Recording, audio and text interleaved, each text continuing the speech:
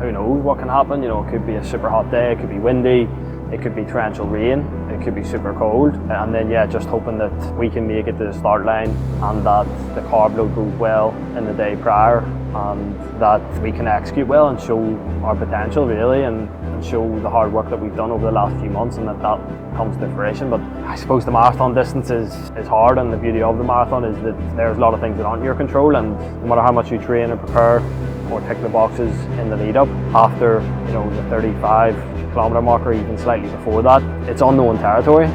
So I mean, that's always at the back of my mind, but we have to trust the process and trust what the science says and how we're executing the paper, and try and do that as best as possible.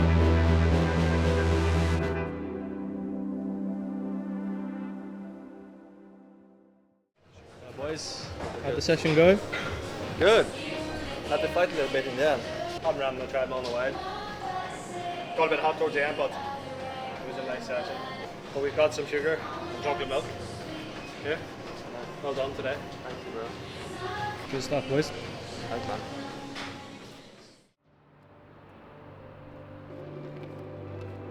Making a jump from 302 to sub 250, what does that really take? I think it takes a lot of hard work for a long enough period of time, and I think that from March, when he finished the Tokyo Marathon until now in December, is a long enough time to be able to do such a jump. The training shows that it can be done. So and he's sort of been so disciplined week after week, which is what's needed and what it takes. So work started already in March, and now we're about to harvest in the beginning of December.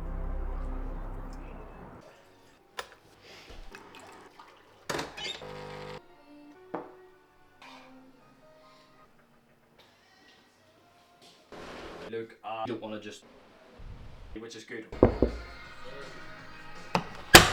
Hello, mate. Thought I'd come and see how the work block is going. How's things?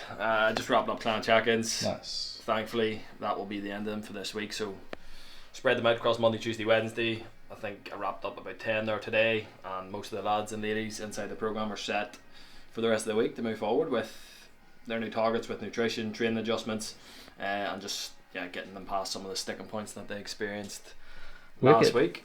Nice. And for those who don't know, what kind of coaching do you actually do?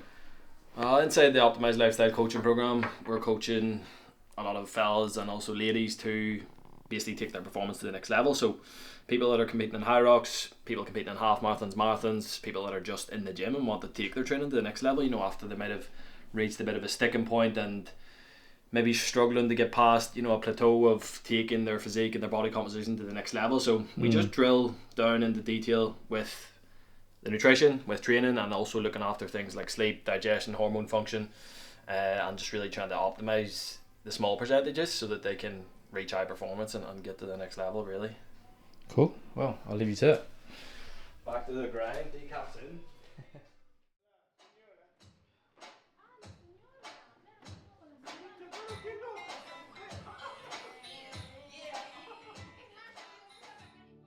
What kind of shape do you think Liam is in right now?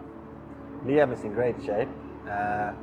We've had not only a good block, but a really good year.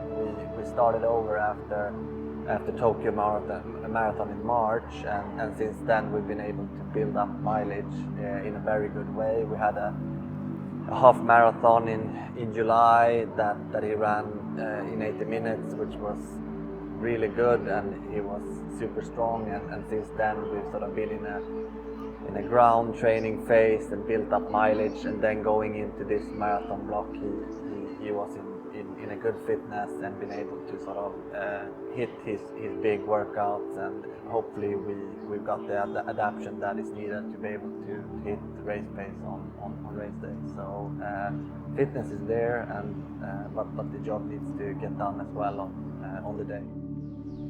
How's the gym session, Liam? It was good, nice and efficient, in and out. Now we need to fuel up for the rest of the day because they were two big sessions. But yeah, the legs are feeling it already, but we'll rest up, get the legs up, bit of work this afternoon, lots of food, and we'll be on our way.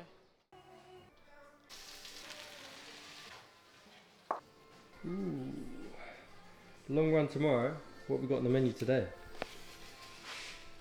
This is a staple. Sam taught me how to make the best scrambled eggs possible.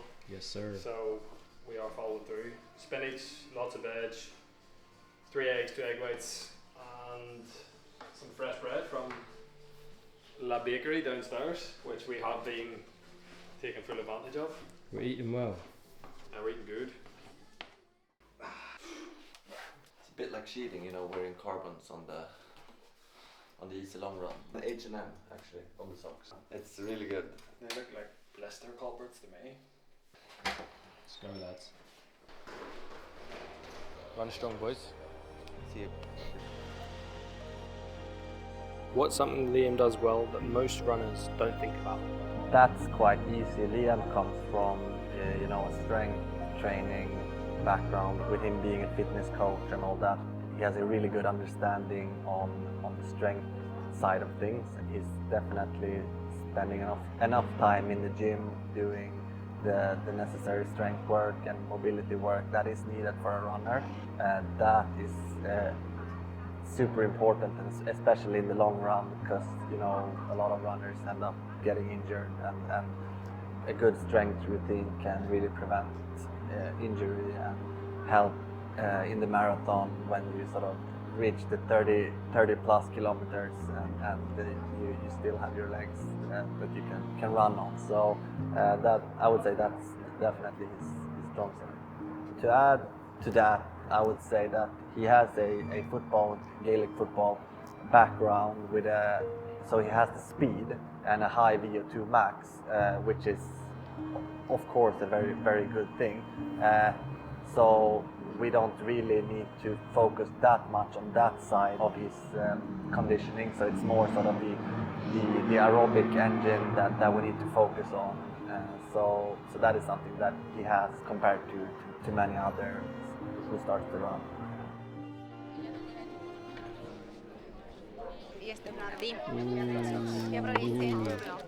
Spanish omelette. That's mate. You're going very traditional today. Bread on bread on bread. And some eggs. Probably Bread with potato and eggs. Probably very minimal eggs, but this is what we need after a long run. Cheers, boys. Cheers to the last long run.